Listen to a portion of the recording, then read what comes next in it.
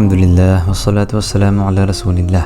آج کی اس profit series میں ہم انشاءاللہ حضرت شمیل سیموئل علیہ السلام کا قصہ بیان کریں گے۔ ابن جریر رحمۃ اللہ علیہ بیان کرتے ہیں کہ یوشع علیہ السلام کے بعد بنو اسرائیل کے حالات خراب ہو گئے۔ وہ بہت سے گناہ کرتے تھے اور نبیوں میں سے جس کا بھی من ہوتا تھا ان کا قتل کر دیتے تھے۔ تو کیا ہوا، اللہ تعالیٰ نے ان کے پر ایک ایسا راجہ مسلط کیا جو بہت خراب تھا اور جو ان کے ساتھ بہت برا برتاؤ کرتا تھا، ان کا خون بہاتا تھا اور ان کے دشمنوں کو بھی ان کے لیے لگا دیا تھا۔ وہ جب بھی لڑائی پہ جاتے تھے تو اپنے ساتھ ایک تابوت لے جاتے تھے، تابوت العہد۔ وہ ایسا اس لیے کرتے تھے تاکہ وہ اس کی برکت سے جیت حاصل کر سکیں، اور وہ ایک سکون کی نشانی بن گئی تھی اور ایک ایسی چیز تھی جو موسیٰ علیہ السلام کے لوگ چھوڑ کے چلے گئے تھے۔ جب یہ لوگ لڑائی پہ گئے غزہ اور اسکلان کے لوگوں کے ساتھ تو انہیں ہار کا سامنا کرنا پڑا، کیونکہ ان سے یہ تابوت چھین لیا گیا تھا۔ تو جب بنو اسرائیل کے راجہ نے اس بات کو سنا تو وہ یہ سنتے ہی مر گیا۔ بنو اسرائیل بھیڑ کی طرح رہے جس کا کوئی چرواہا نہیں تھا، حتیٰ کہ اللہ تعالیٰ نے ان میں ایک نبی بھیجا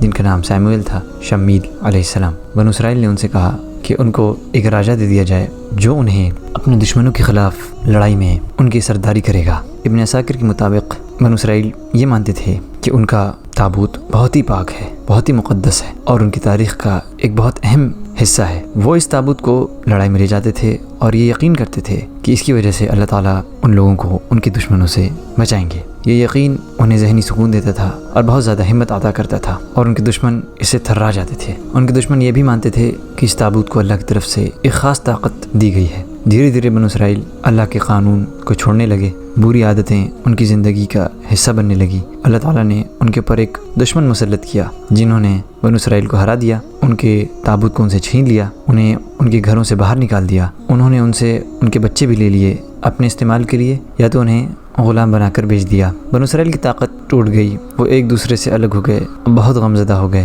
پھر اس کے بعد حضرت شمیل علیہ السلام آئے ان لوگوں کے بیچ تاکہ ان لوگوں کو کچھ راحت حاصل ہو۔ ان لوگوں نے اپنے نبی سے کہا کہ ہمیں آپ کی مدد چاہیے کہ آپ ہمیں ایک ایسا مضبوط قائد دیں جس کے جھنڈے تلے ہم سب ایک ہو سکیں اور فلسطینیوں سے لڑ سکیں۔ ان کے نبی نے ان کی کمزوری کو جانتے ہوئے ان سے کہا کہ مجھے ڈر ہے کہ جب لڑائی کا وقت آئے گا تو تم لوگ منع کر دو گے، لیکن ان لوگوں نے بھروسہ دلایا اور کہا کہ ان لوگوں نے بہت بے عزتی جھیل لی ہے اور اب وہ اللہ کی راہ میں جہاد کے لیے تیار ہیں، چاہے اس کے لیے ان کی جان بھی کیوں نہ چلی جائے۔ حضرت سیموئل نے اللہ سے ہدایت کی دعا کی، اللہ تعالیٰ نے ان پہ وحی کی کہ انہوں نے طالوت کو ان کا راجہ مقرر کیا ہے۔ حضرت سیموئل یہ جاننا چاہتے تھے کہ اس راجہ کی شناخت کیسے ہو، تو انہیں بتایا گیا کہ طالوت ان کے پاس خود سے آئے گا، تو اس کے بعد انہیں اس ملک کی سلطنت اس کے ہاتھ میں دے دینی ہے، کیونکہ وہ فلسطینیوں کے خلاف جو جنگ ہے اس میں قائد ہوگا۔ آج کا یہ پارٹ یہیں ختم ہوتا ہے۔ جزاکم اللہ خیر دیکھنے کے لیے اس کو شیئر کریں۔ السلام علیکم ورحمۃ اللہ وبرکاتہ۔